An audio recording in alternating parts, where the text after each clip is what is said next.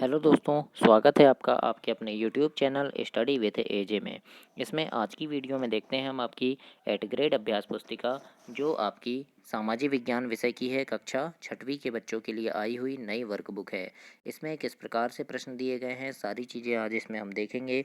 और दोस्तों, आपकी गणित, अंग्रेजी, विज्ञान, संस्कृत, सामाजिक विज्ञान, हिंदी सारी वीडियोज़ चैनल पर मैंने करवा दिया है। तो उन सभी वीडियोज़ को जाकर के चैनल पर अवश्य देखिए। चैनल सब्सक्राइब करके उन वीडियोस को देखें। और इस चैनल पे आपके काम की काफ़ी सारी चीज़ें मिलती है, तो चैनल को सब्सक्राइब कर लीजिएगा ताकि आपको सारी चीज़ें समय पर उपलब्ध हो सके। आज इसमें हम देखेंगे दोस्तों, ये आपकी नई वाली वर्कबुक है और इसमें काफ़ी सारे बदलाव किए गए हैं। तो उन बदले हुए प्रश्नों के साथ आज इसमें देखते हैं पाठ 9, नए साम्राज्य और नए राज्य। इसके बारे में जानेंगे। और ये आपका हमारे अतीत इतिहास का चैप्टर है, पाठ 9 है, अध्याय नंबर 9 है। तो आइए देखेंगे इसके प्रश्नों के बारे में कि क्या क्या चीज़ें इसमें दी गई है आपके लिए। तो अध्याय 9, नए साम्राज्य और नए राज्य में सबसे पहला प्रश्न पूछा है, गुप्त वंश के प्रथम शासक थे। तो ये थे दोस्तों, सी नंबर आपका जो है चंद्रगुप्त, है ना। चंद्रगुप्त जो थे आपके गुप्त वंश के प्रथम शासक थे। तो सी नंबर आपका इसमें सही उत्तर हो जाएगा। इसके बाद प्रश्न नंबर 2 है, जिसमें पूछा है चीनी तीर्थयात्री स्वयं त्सांग किसके शासनकाल में भारत आए थे। तो ये आए थे दोस्तों हर्षवर्धन के शासनकाल में। तो सी नंबर आपका सही उत्तर हो जाएगा, हर्षवर्धन। इसके बाद हम देखते हैं प्रश्न नंबर 3, पल्लव काल में नगरम शब्द किसके लिए प्रयोग में लाया जाता था। तो ये लाया जाता था दोस्तों, व्यापारियों का संगठन जो होता था वो नगरम कहलाता था। तो इस प्रकार से आपका बी नंबर सही उत्तर हो जाएगा। इसमें बी नंबर व्यापारियों का संगठन। आगे देखते हैं प्रश्न नंबर 4 पूछा है आपसे, वंशावली से हमें कौन सी जानकारी प्राप्त होती है। तो इसके उत्तर में लिखिएगा, वंशावली से हमें पूर्वजों के बारे में जानकारी प्राप्त होती है।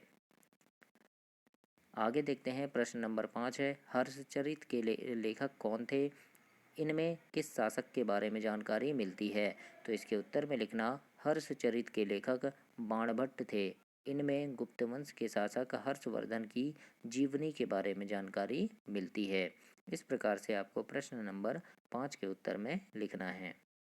आगे देखेंगे प्रश्न नंबर 6 है। इसमें लिखा है 6वें प्रश्न में, पुलकेशिन द्वितीय किस वंश का प्रसिद्ध राजा था, उसके बारे में जानकारी कहाँ से पता चलती है। तो उत्तर में लिखना, पुलकेशिन द्वितीय चालुक्य वंश का प्रसिद्ध राजा था। पुलकेशिन के दरबारी कवि रति कीर्ति के द्वारा रचित ग्रंथ से उसकी चारों पीढ़ियों के बारे में पता चलता है। इस प्रकार से आपको प्रश्न नंबर 6वें के उत्तर में लिखना है। आगे देखेंगे प्रश्न नंबर 7 है। इसमें लिखा है, पल्लवों व चालुक्यों के राज्य किन किन क्षेत्रों में फैले हुए थे।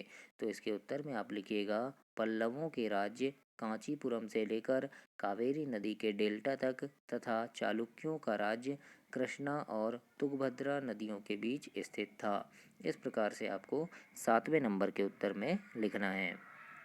8वां नंबर का प्रश्न है दोस्तों, इसमें लिखा है, पल्लव व चालुक्य राजाओं के प्रशासन की प्रमुख विशेषताएं क्या थी।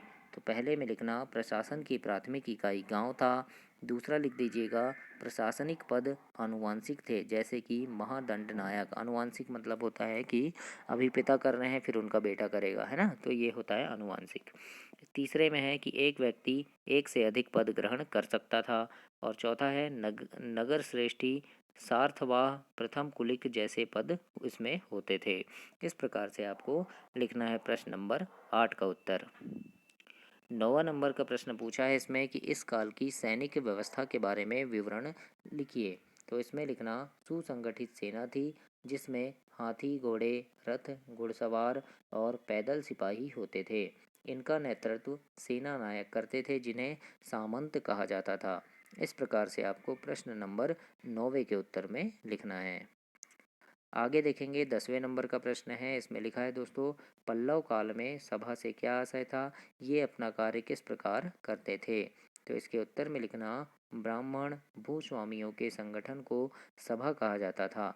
इस सभा के द्वारा सिंचाई, खेती से जुड़े काम, सड़क निर्माण, स्थानीय मंदिरों की देखरेख आदि कार्य सभा द्वारा किया जाता था। इस प्रकार से आपको लिखना है प्रश्न नंबर 10वें में।